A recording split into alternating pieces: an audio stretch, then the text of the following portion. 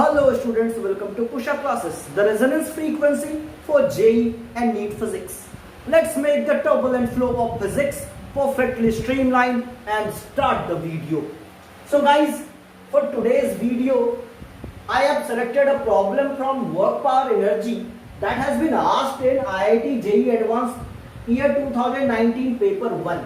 और ये work power energy के ऊपर में बेस्ड एक बहुत ही फंडामेंटल बेसिक सा क्वेश्चन है, बट काफी ट्रिकी क्वेश्चन है। तो इसके एक्सप्लेनेशन को आप बहुत ही ध्यान से देखेंगे और समझने की कोशिश करेंगे। The problem is on your screen. आप एक बार क्वेश्चन को बहुत ही ध्यान से पढ़ लें और उसको समझ लें। So in the question you are given a XY graph, और इस ग्राफ में आपको पार्टिकल का ये पाथ बताया हुआ है कि पार्टिकल ऐसा किसी पाथ पे मूव कर रहा है और पार्टिकल के ऊपर में एक फोर्स एक्ट कर रहा है, और उस फोर्स का वेक्टर रिप्रेजेंटेशन आपको दिया हुआ है alpha Y I cap plus twice alpha X J cap, और अल्फा की वैल्यू -1 दी हुई है। जो टोटल वर्क डन होगा इस फोर्स का वो आपको कैलकुलेट करने के लिए बोला जा रहा है। जरा ध्यान से देखिएगा कि इस टाइप के प्रॉब्लम को हम लोग कैसे अप्रोच करते हैं। सबसे ट्रिकी पार्ट जो है वो ये है कि फोर्स का जो x कंपोनेंट है वो y कोऑर्डिनेट पे डिपेंड करता है, और फोर्स का जो y कंपोनेंट है वो पार्टिकल के x कोऑर्डिनेट के ऊपर में डिपेंड करता है। हम लोग वन डायमेंशनल मोशन में वर्क डन कैलकुलेशन बहुत ही आराम से कर सकते हैं। It is simply F.dx। लेकिन अगर हमारे पास फोर्स प्लेनर हो, यानी कि x और y दोनों कंपोनेंट हो फोर्स के पास, और डिस्प्लेसमेंट भी xy प्लेन में हो रहा हो, यानी कि डिस्प्लेसमेंट का भी x कंपोनेंट और y कंपोनेंट दोनों हो, इन दैट केस आप प्रॉब्लम को कैसे अप्रोच करते हैं। तो मैं पहले एक जनरल बात आपको बताना चाहूंगा कि लेटस से आपका जो फोर्स है वो Fx i cap plus Fy j cap है, जहां पे Fx फोर्स का x कंपोनेंट है और Fy फोर्स का y कंपोनेंट है, और मैं डिस्प्लेसमेंट वेक्टर dr को dx i cap plus dy j cap लिख सकता हूं। नाउ अगर मैं इन दोनों का डॉट प्रोडक्ट करूं वर्क डन निकालने के लिए, तो मैं कह सकता हूं dw is equal to Fx dx plus Fy dy। अब so now we are ready with our conceptual foundation to tackle this problem. So let us start. तो हम लोग हर स्टेप में वर्क डन को कैलकुलेट करना चाहते हैं। तो इनिशियल पॉइंट को मैं O कह रहा हूं और फाइनल पॉइंट को मैं P कह रहा हूं। तो लेटस से O से B तक हम लोग बात करेंगे total work done delta W की फॉर O टू B। और ऐसा करने के लिए आप ध्यान दें कि इस पूरे पाथ के लिए आपका जो y कोऑर्डिनेट है वो फिक्स है, वो 1 है। अगर y कांस्टेंट है तो आपका जो dy है वो 0 हो जाएगा, यानी कि इस पूरे पाथ के लिए O टू B के लिए आपका जो टोटल वर्क डन है वो Fx dx रहने वाला है। तो जरा ध्यान दीजिएगा, वैल्यू आपके पास अल्फा y है, so let us right alpha y into dx। इस चीज का अगर आप इंटीग्रेशन करते हैं Fx अल्फा y है और dx आप ऐसा लिखें और इंटीग्रेट करें। अब हम लोग यहाँ पर ऐसा बोलेंगे कि y is a constant, alpha is a constant, तो ये इंटीग्रेशन से बाहर आ सकते हैं। Therefore I will say alpha y की वैल्यू 1 है for path O to B, so I will say into 1, y की वैल्यू मैंने डाली, और dx का इंटीग्रेशन डेल्टा x और चेंज इन x हो जाएगा। तो इनिशियली आपका x कोऑर्डिनेट 0 है और फाइनली आपका x कोऑर्डिनेट 1 है, so it is 1 minus 0। So let me write it as 1 minus 0। So work done for path O to B is alpha. Now let us calculate the work done for path B to C. So I will say delta W for B to C. और अगर आप ध्यान दें तो B to सी के लिए x coordinate आपका constant है और वो 1.0 है। और अगर आपका x कांस्टेंट है इसका मतलब dx 0 है।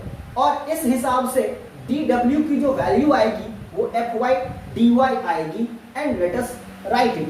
fy आपका 2 अल्फा x है, तो मैं यहां पे लिख रहा हूं 2 alpha x। Now you will have to write dy। So मैं यहां पे dy लिख रहा हूं और इस चीज का इंटीग्रेशन करने वाला हूं।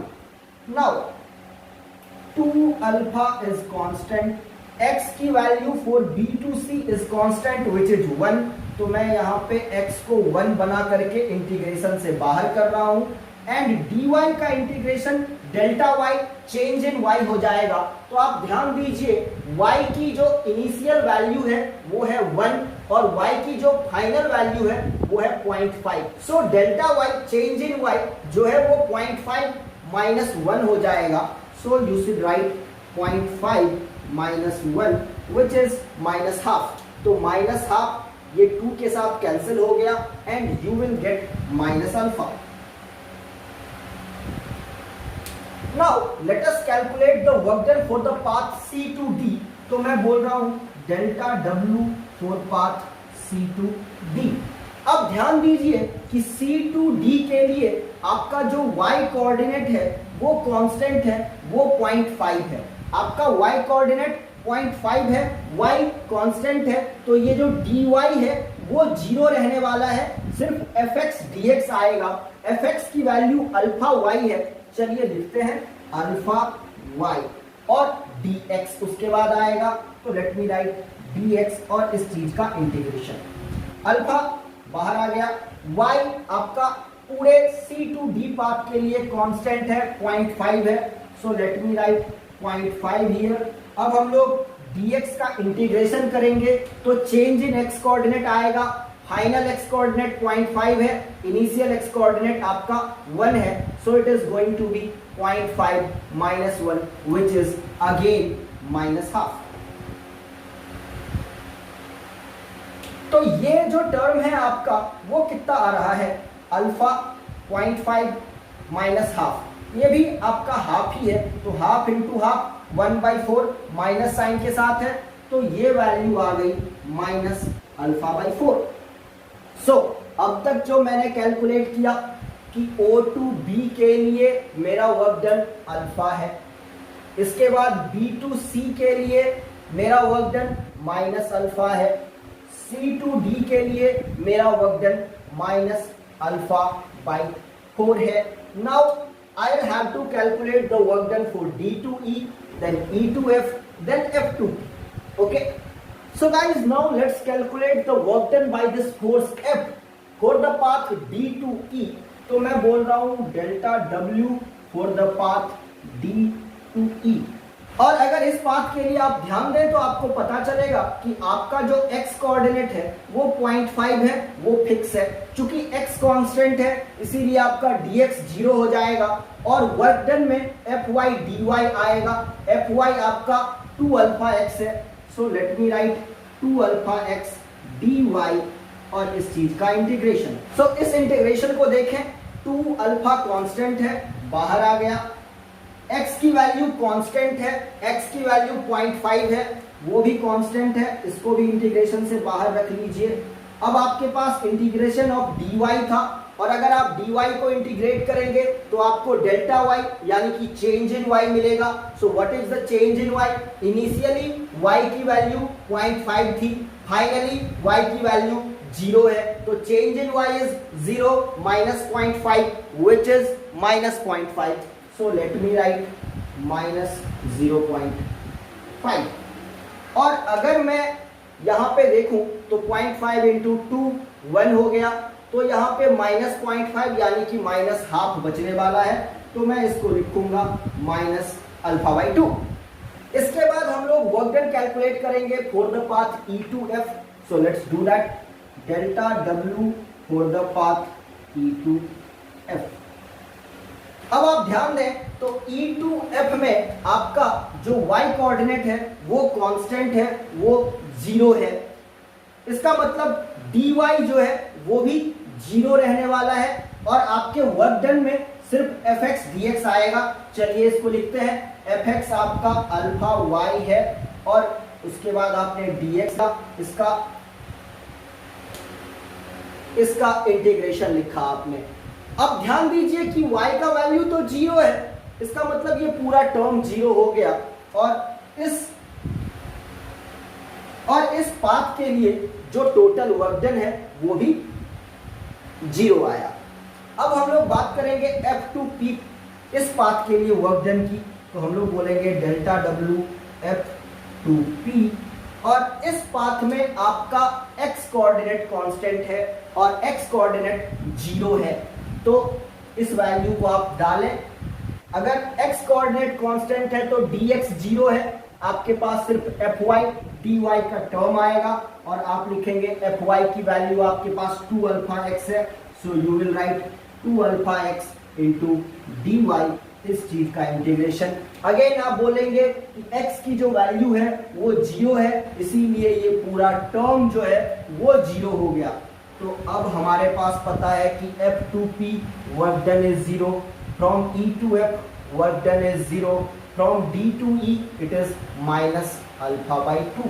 अब हम लोग पूरा वर्क डन कैलकुलेट कर सकते हैं, तो जरा ध्यान दीजिएगा, अल्फा माइनस अल्फा यहां तक वर्क डन 0 हो गया, minus alpha by 4 minus alpha by 2 ये दोनों ऐड हो जाएंगे, ये भी 0 है ये भी 0 है, तो टोटल वर्क डन जो हो जाएगा डेल्टा W टोटल।